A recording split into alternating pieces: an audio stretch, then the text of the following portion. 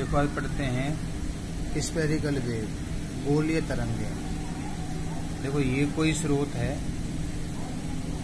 ये कोई स्रोत है, इस रोज तरंगें निकलती। अगर ये माध्यम समदैशिक है, मतलब माध्यम ऐसा माध्यम जिसके लिए सभी दिशाओं में अपवर्तनांक का मान, तरंग जो जा रही है उसके लिए इधर इधर इधर इधर इधर सभी दिशाओं में अपवर्तनांक का मान एक समान है। अपवर्तनांक क्या करता है? तरंग के वेग को कम करता है।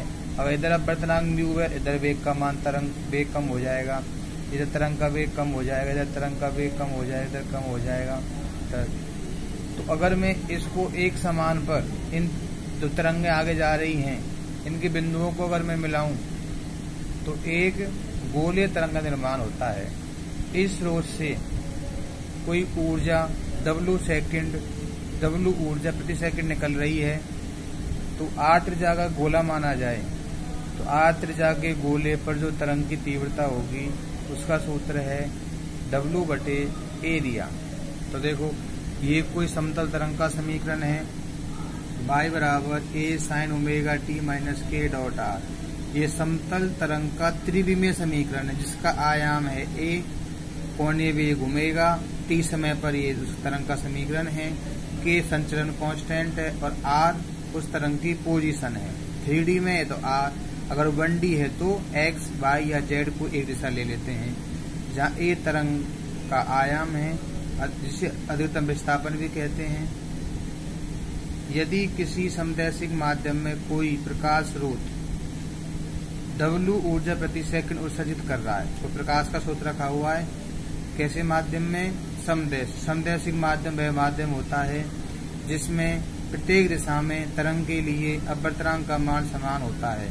अपवर्तनांक का मान समान है तो वेग में कमी सभी दिशाओं में एक समान होगी, तो उससे जो तरंगाग्र निकलेगा वो तरंगाग्र गोलीय ही बनेगा। वो कर रहा है समदैशिक होने के कारण माध्यम की सभी दिशाओं में प्रकाश का वेग समान होने के कारण गोलीय तरंगाग्र का निर्माण होता है, जैसे यहाँ बनाया था हमने। यदि माध्यम में r त्रिज्या के गोले की कल्पना की जाए, क्योंकि 3D की बात कर रहे हैं तो 3D में गोला लिया जाएगा। r त्रिज्या गोले की कल्पना की जाए तब गोले के पृष्ठ पर तीव्रता, सूत्र है उसका प्रति सेकंड उत्सर्जित ऊर्जा बटे गोले का पृष्ठीय क्षेत्रफल। कितनी ऊर्जा निकले प्रति सेकंड? W। r त्रिज्या गोले कितना होगा? Area pi r square. तीव्रता हो गई I बराबर W बटे पाई r स्क्वायर। यहाँ से मुझे आयाम का मान निकालना है, क्योंकि तीव्रता हो गई यहाँ से 1 बटे I को समानुपाती, W कांस्टेंट है, पाई कांस्टेंट है, तो आयाम हो गया समानुपाती 1 बटे r। क्योंकि आयाम का जो वर्ग है उसे तीव्रता कहते हैं, तो तीव्रता का वर्गमूल आयाम कहलाएगा। तो हमने इसका वर्गमूल ले लिया तो आयाम आ गया 1 बटे r। तो इसको हटाएंगे, इस समानुपात चिन्ह हटाएंगे, इन नियतांक लगाएंगे तो कैपिटल A अपॉन r। इस A का मान जहाँ पे हमने ये माना है ये विस्थापन समीकरण है समतल का, इसमें A का मान रख दो, A upon r sign omega t minus के r। समीकरण 2 गोलीय तरंग के विस्थापन समीकरण को व्यक्त करता है। अब पढ़ते हैं तरंग वेग फेज वेलोसिटी। फेज वेलोसिटी होती है फेज वेलोसिटी।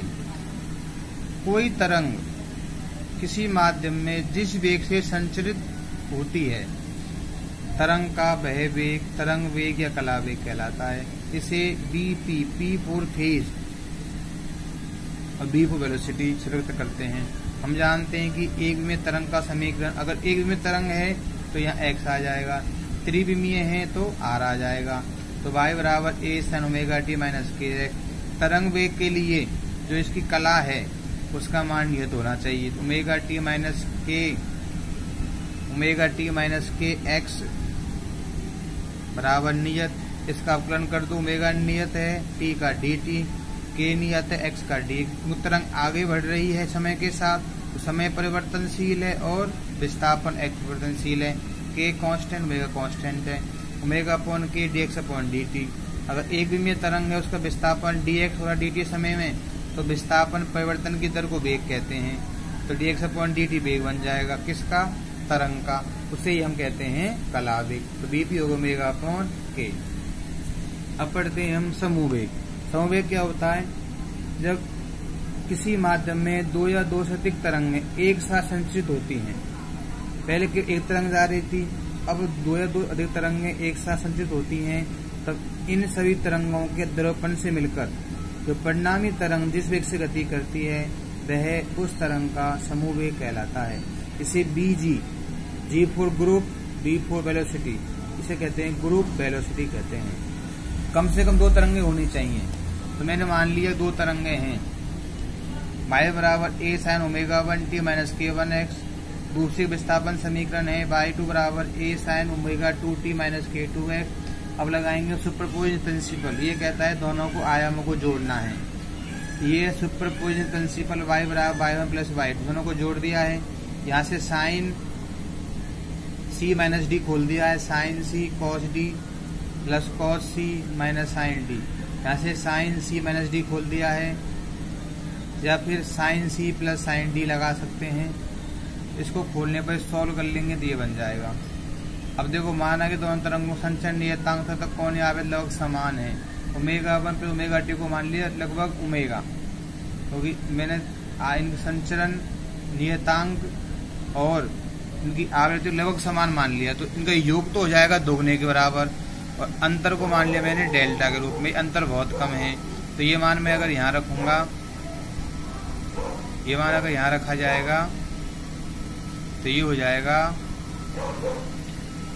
y बराबर 2a cos del omega t minus del के x upon 2 sine omega t minus k x by 2। क्योंकि हमारी तरंग पहले वाली भी तरंग साइन में थी और परिणाम तरंग भी साइन में, इसका आयाम पूरे का आयाम ये रहा, ये इस पूरी तरंग का आयाम है। ये लिख रहा समीकरण नंबर 3 परिणामी तरंग विस्थापन व्यक्त करता है जिसका आयाम 2a cos del omega t में डेल के एक्स बाई 2 है। इस परिणामी तरंग के लिए तरंग वेग निकालना है तो इसका मान नियत होना चाहिए। जैसे कर दो अवकलन, तो 2 को यहाँ वेद नियत पर नियत हो जाएगा। तो डेल ओमेगा टी का हो गया dt, डेल्टा के कॉन्स्ट एक्स को हो गया dx बराबर 0, डी ओमेगा अपॉन डी के बराबर dx अपॉन dt।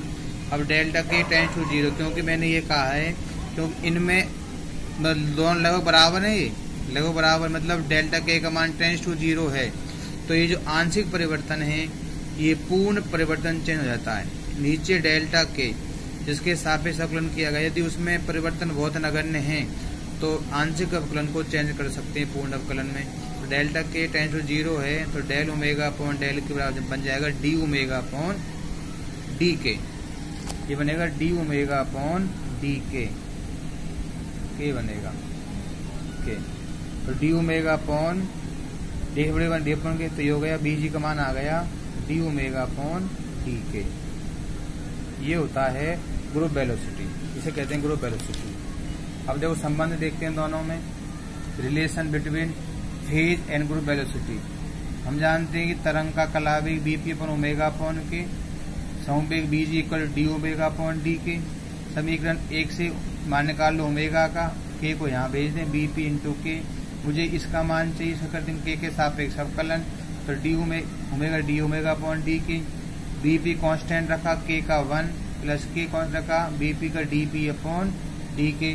समीकरण 2 से ये हो जाएगा बीजी, क्योंकि बीजी परिभाषा है ग्रुप वेलोसिटी की, तो बीजी equal to vp plus k d vp upon d के।